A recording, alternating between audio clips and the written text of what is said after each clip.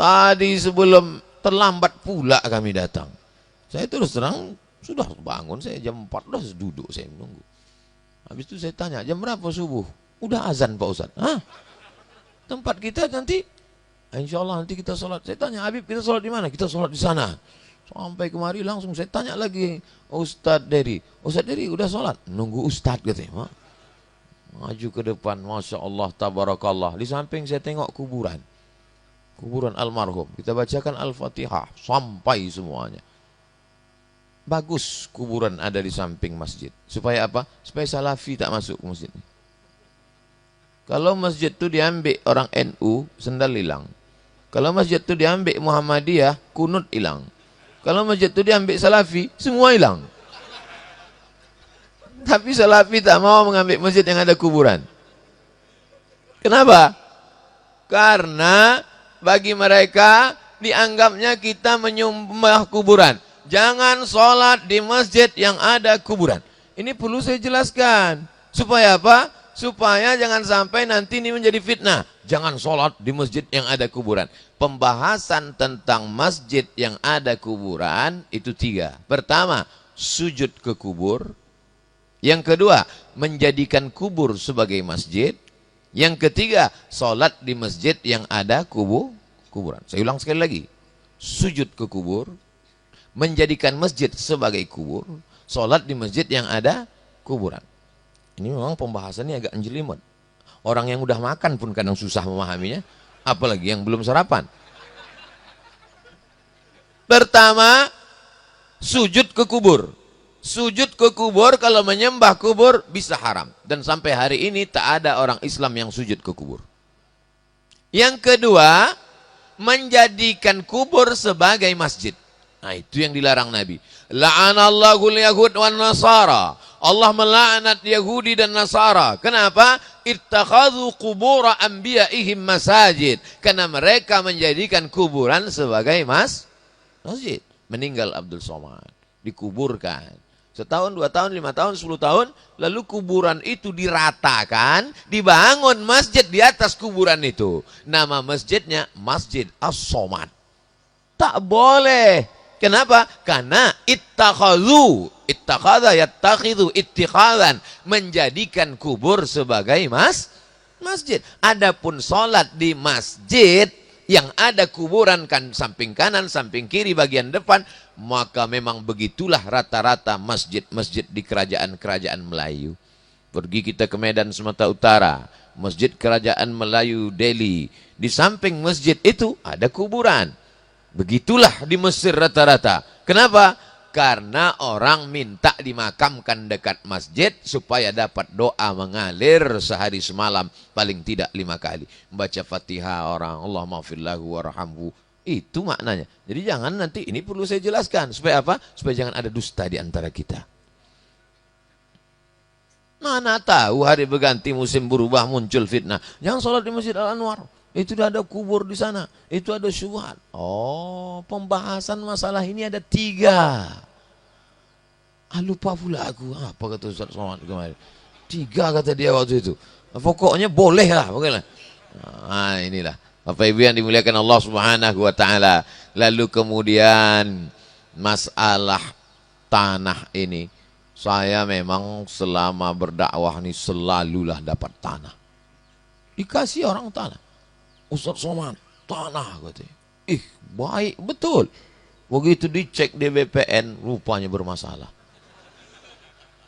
Badan Pertanahan Nasional.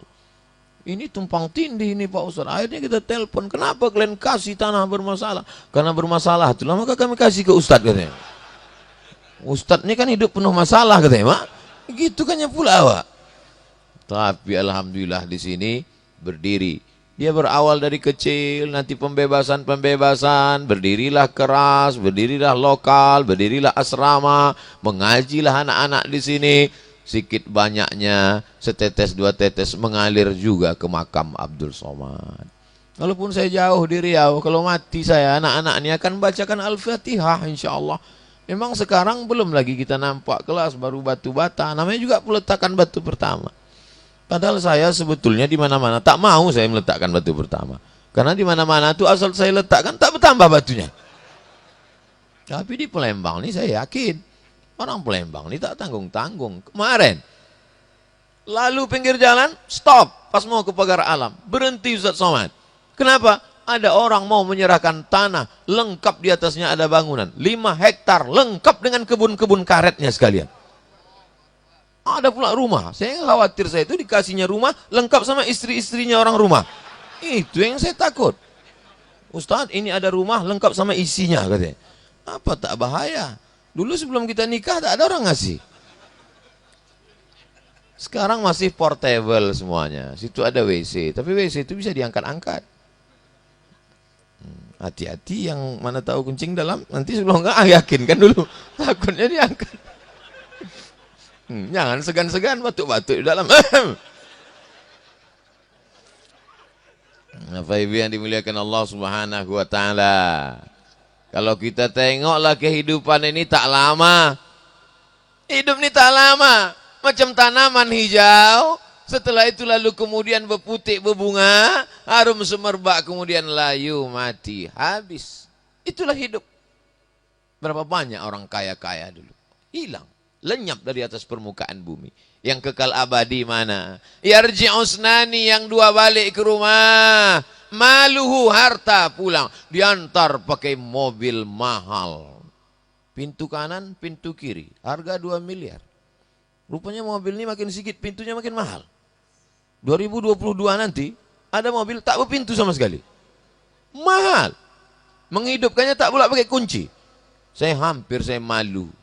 2007 saya pulang, singgah ke Brunei Darussalam.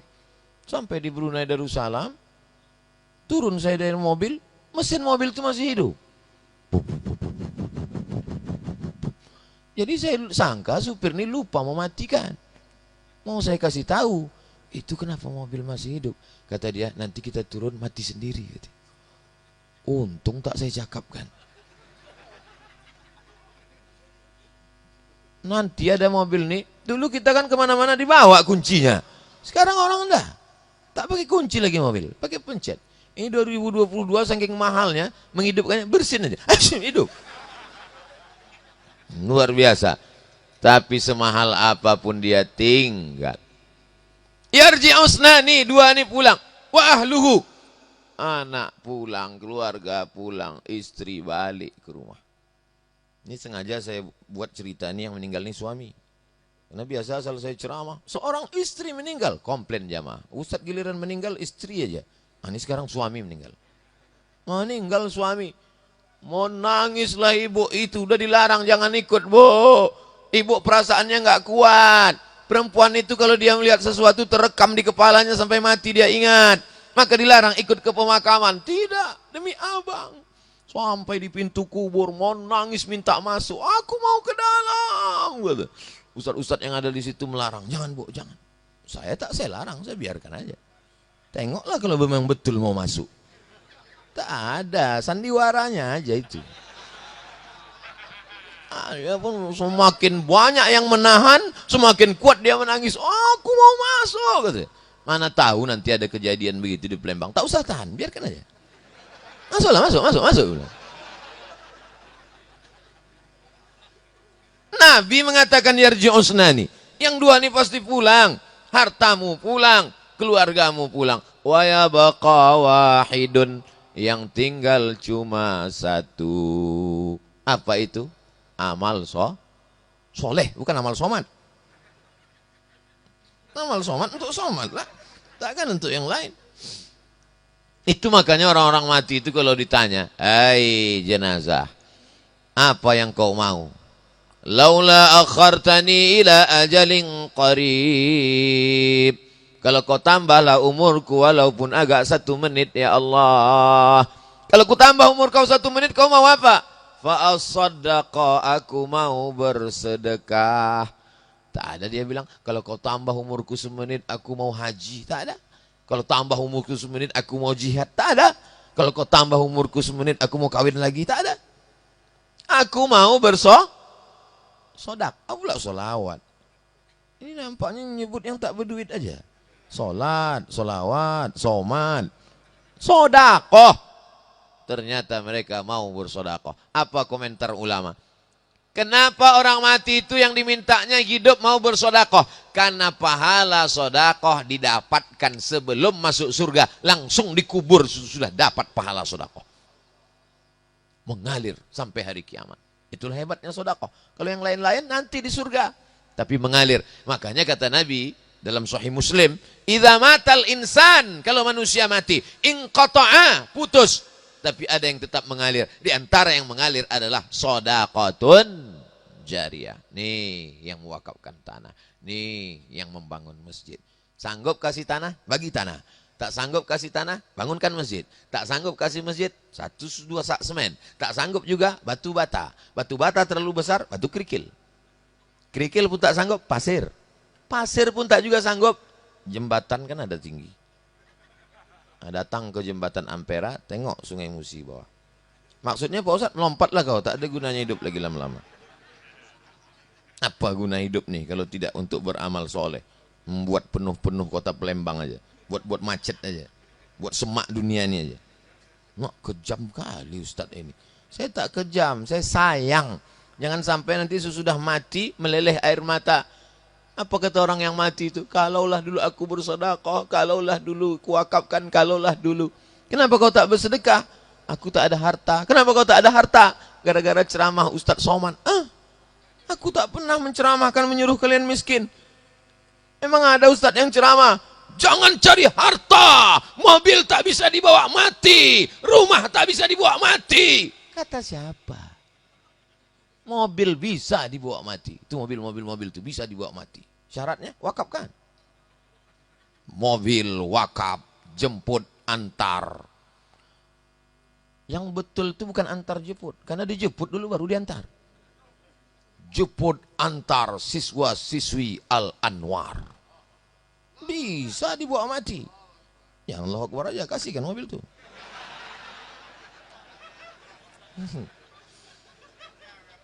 Jangan bangun rumah besar-besar. Rumah tak bisa dibawa mati.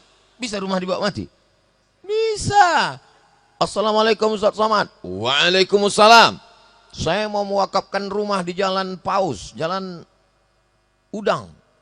Jalan Nenas, Jalan Udang, Jalan Kepiting. Berapa lantai, berapa luasnya? 9 kamar. 2 lantai.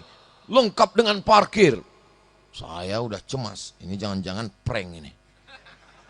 Begitu saya sampai di pinggir jalan, rumah tuh cantik, 2 lantai, kami hitung 9 kamar, luas parkir. Betul ini Pak, datang anaknya dokter, memang diserahkan. Saya serahkan di depan kantor KUA. Permisi sebentar orang rumah, mau kemana bang? Mau ke kantor KUA. Hah, ke KUA juga lagi katanya. Wakaf ini tidak boleh hanya sekedar senang hati. Mesti ada namanya akta ikrar wakaf, disaksikan oleh Pak KUA. Makanya nanti Bu, kalau ada Bapak permisi mau ke KUA, izinkan aja. Itu tanda dia memang udah untuk berwakaf nih lah. Abang mau mewakafkan tanah? Tidak, kata. Apa yang mau abang wakafkan? Diriku, kata. Jangan. Jangan. Bahaya. Nah, akhirnya disaksikanlah oleh, nampaknya udah tak senyum ibu tuh lagi. Akhirnya disaksikanlah oleh kantor KUA. Dengan ini saya mewakafkan rumah ini untuk rumah Quran. Dijadikanlah rumah itu sebagai rumah Quran. Bukan milik Abdul Somad, yayasan. Ini pun begitu juga. Ini bukan milik pribadi. Yayasan Pena Kita. Bahasa Arabnya Qalamuna. Bukan penaku, bukan pulpenku, tapi milik kita bersama. Yang dibawa itu adalah kebersamaan kita. Di mana kita akan bertemu? Bertemu pada stasiun-stasiun amal soleh. Ustadz bertemu dengan Pak Wali di mana? Di Masjid Al-Anwar, sholat subuh. Saya ketemu dengan Pak Wali selalu di majelis-majelis yang baik. Majelis haul almarhum Haji Alim, jumpa. Majelis tadi malam 40 hari, jumpa. Selalu bertemu di majelis-majelis yang baik-baik. Ayah, itu kawan ayah? Iya. Di mana ayah jumpa? Di masjid saat sholat subuh. Bangga kita menjawabnya. Ayah, iya. Itu kawan ayah? Iya. Di mana ayah kawan? Dulu kami sama-sama sakau. sama mabuk. Kenal Ustaz kenal dengan Ustaz yang selalu kalau dia ceramah menyanyi di TV itu suaranya Masya Allah, burung sedang terbang pun jatuh. Oh, itu kawan saya. Tak kalian tengok kami selalu live di. Asalkan dia nyanyi, saya nyambung sedikit. Dia nyanyi. Orang kaya, saya bagian matinya aja. Orang kaya mati, orang kaya mati, orang kaya mampus gitu deh. Artinya apa? Kebersamaan kita selalu dalam amal-amal soleh. Kapan Ustadz berjumpa dengan Ustadz Ali? Setiap saya ke Sumatera Selatan, setahun 3 kali saya datang, 4 bulan sekali. Yang mengatur segala jadwal saya ini dari mulai ke bukit sampai ke pantai.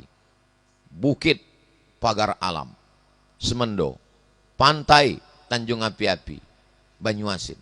Dibawa Habib Mahdi saya dari atas sampai ke bawah, dari bawah naik ke atas. Keliling kami semua sudah kami jalani. Tapi ada kawan-kawan kami yang sudah mendahului kami, sahabat baik kami. Al-Mukarram, guru kita semua.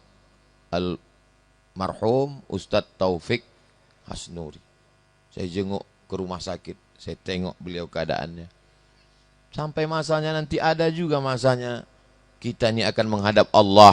Disitulah nanti kita baru tahu amal yang mengalir ini hanya amal-amal yang kita lakukan hari ini. Alhamdulillah Pak Wali sibuk mengurus tanda tangan itu ini. 1 kota diurus. 1 kota ini bukan sedikit orangnya. 1 juta berapa sekarang penduduk nih Pak Wali? 1.700.000. 1.700.000. Itu kalau tanda tangan 1.700.000 itu dari subuh ke maghrib tak siap. Bayangkan begitu banyaknya yang mau diurus. Tapi masih sempat menyempatkan diri sholat subuh berjamaah.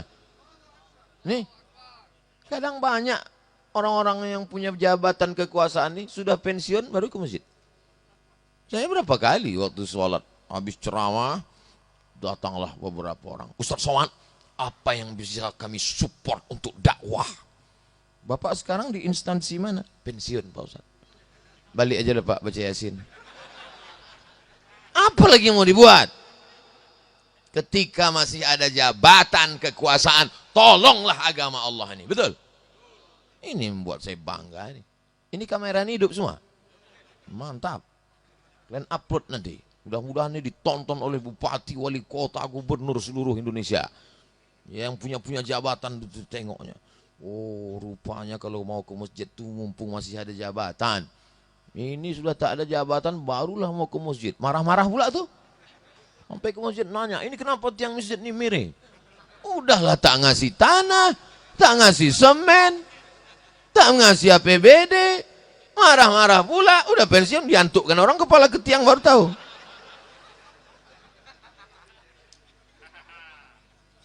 Bangga kita menjadi orang Palembang. Bangga apa tak bangga? Bangga.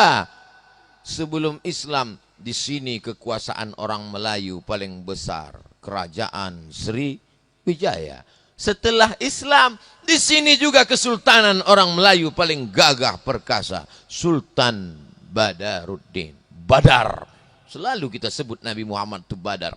Tala'al badaru alaina.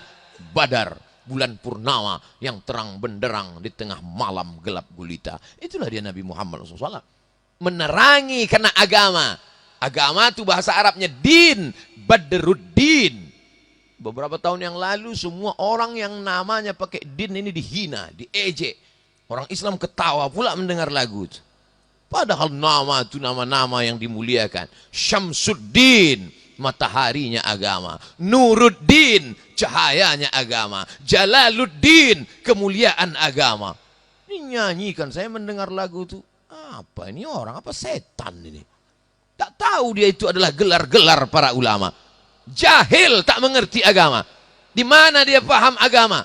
Fisika, kimia, biologi, matematika, bahasa Inggris. Agama cuman sekali sepekan. Pendidikan agama Islam. Mau jadi apa anak-anak kita? Maka dengan masuknya pondok pesantren, TK Quran, SD Quran, SMP Quran, SMA Quran. 4 ini mesti ada basic Quran Islam. Setelah itu kuliah, terserah dia terbang sejauh mata memandang. Kira-kira kalau anak-anak ibu nanti lulus ke Australia dilepas apa tidak? Lepas. Anak jangan letakkan celah ketiak. Pergilah nak. Mak saya dulu begitu. Kami adik-beradik cuma 2 orang. Bukan banyak anaknya. Mak, aku mau pergi sekolah. Kemana? Ke Mesir. Pergilah. Mati itu di mana mati nak. Balik saya, masih hidup dia. Masih sempat saya 11 tahun. Merawat, menjaga, semua. Membawa jalan-jalan. Asal saya libur, tak ada kosong kegiatan. Dari pagi, petang, siang, malam. Bawa jalan keliling. Tak ada satu pun rumah makan di Pekanbaru itu yang rumah makan yang hebat-hebat lah. Yang tak kami masuki. Apa hikmahnya? Setelah beliau meninggal dunia, kalau datang rasa rindu, saya cari balik rumah makan tempat duduk dulu. Di mana dia duduk, duduk di situ. Terobati rasa rindu. Jadi jangan pernah takut kalau anak kita pergi jauh. Tapi nanti setelah balik kau perjuangkan agama ini nak. Cakap ustaz belum tentu masuk ke telinganya. Tapi kalau nasihat ibu, 9 bulan 10 hari kau kukandung nak. 2 tahun kau kususukan nak. Aku tidak mau mengandung calon koruptor. Itu mesti ibu sampaikan. Tapi suara kami tidak bisa keras macam ustaz. Lembutlah dengan bahasa ibu. 9 bulan 10 hari kau kukandung nak. 2 tahun kau kususukan nak. Tapi memang betul-betul 2 tahun. Ada juga ibu-ibu begitu menasihati anaknya. 2 tahun kususukan. Tapi aku dulu minum susu kaleng mak katanya. Nah, betuah ibu. Betuahlah masyarakat yang ada di sekitar nih. Kenapa? Karena selamat anak-anaknya dari perbuatan maksiat dan dosa insya Allah. Masih kecil-kecil, cobalah tengok jilbabnya panjang. Sekarang ada anak-anak remaja dewasa umur 18 tahun dipakailah pula celana umur 8 tahun. Celana kependekan, baju kesempitan. Pergi pula ke masjid. Habis satu atuk masuk paret, nengok dia. Rusak itu. Tapi insya Allah aman, damai, tentram. Itulah nampaknya yang dapat disampaikan Abdul Somad pada subuh kali ini. Kenapa pendek betul ceramah Ustaz? Oh lama nih udah 40 menit. Biasa 1 jam Pak Ustaz. Itu kalau udah sarapan. Tidak begitu. Karena ini tausiah terakhir dalam perjalanan dakwah Sumatera Selatan. Habis ini saya langsung ke airport. Lalu kemudian akan pulang. Tapi insya Allah walaupun berpisah kita di dunia, kita tetap akan bertetangga di surga nanti. Wasiqal ladzina taqaw rabbahum ilal jannati zumara. Orang-orang yang takut kepada Allah, maka dia akan dibawa masuk ke dalam surga. Dibukakan pintu surga, apa kata malaikat? Salamun alaikum. Selamat datang untuk kamu. Tibtum. Kamu sudah berbuat baik. Fadkhuluha khalidin. Masuklah Abdul Somad ke dalam surga. Begitu dia masuk, dia tengoknya Pak Wali udah duduk duluan. Aku yang ustad, aku yang ceramah, kenapa dia duluan? Karena kata Nabi, sab'atun yuzilluhumullah, 7 golongan yang dapat naungan Allah. Dan yang pertama itu adalah al-imamul adil, pemimpin yang adil. Udah lama Pak Wali sini? Udah 100 tahun gitu. Ustadz yang lama ngantri gitu. Tak lama jalan-jalan di taman surga, nampak Ustadz dari Sulaiman. Loh, Ustadz kenapa duluan juga masuk? Aku jihadku dari nyanyi metal ke nyanyi religi. Dari artis, ganteng. Beda sama Ustadz Somad, jihadnya tak ada. Lahir, masuk pesantren, sekolah, balik dari Mesir, langsung jihadnya tak ada. Tapi ini melawan hawa nafsu. Saya kalau menengok artis-artis itu tobat, lama saya berpikir, kok maulah mereka ini tobat? Ganteng, pandai main gitar, suara mantap, rambut gimbal macam sumbu kompor. Cewek banyak, cantik-cantik. Lama saya terpikir, kok maulah orang ini tobat? Ditinggalkannya semua keduniawian itu. Jihad luar biasa. Udah tuh jalan-jalan di sungai-sungai taman surga. Tengok Habib Mahdi udah mandi di sungai. Loh, Habib Mahdi kok duluan masuk surga? Aku cucu Nabi Muhammad SAW. Kau cucu Nabi Adam. Ustadz Ali, kami sama masuk. Berdua. Semua jamaah ini masuk surga. Bukan kata saya. Nabi yang menyebut, man qala la ilaha illallah Muhammadur Rasulullah dakhalal jannah. Siapa yang mengucap la ilaha illallah Muhammadur Rasulullah dakhalal jannah. Ustaz, nanti kalau di surga itu saya ketemu lagi dengan suami saya. Almar'u ma'a man ahab. Orang akan bersama dengan siapa yang dia cintai karena Allah. Banyak ibu-ibu ini meragukan nanti jumpa tak sama suami. Jumpa. Bapak-bapak pun gitu juga bertanya. Pak Ustaz, saya jumpa dengan istri saya nanti. Bapak akan jumpa. Sudahlah di dunia aku menahankan repetnya. Di surga itu merepet juga dia nanti.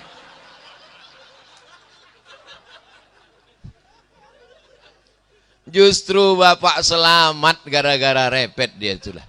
Abang kenapa tak juga di masjid itu kemarin tetangga kita tak ke masjid akhirnya mati kena COVID. Abang kenapa tak juga sembahyang ngasih juga main gaple kelepak bala 6 nanti abang su'ul khatimah.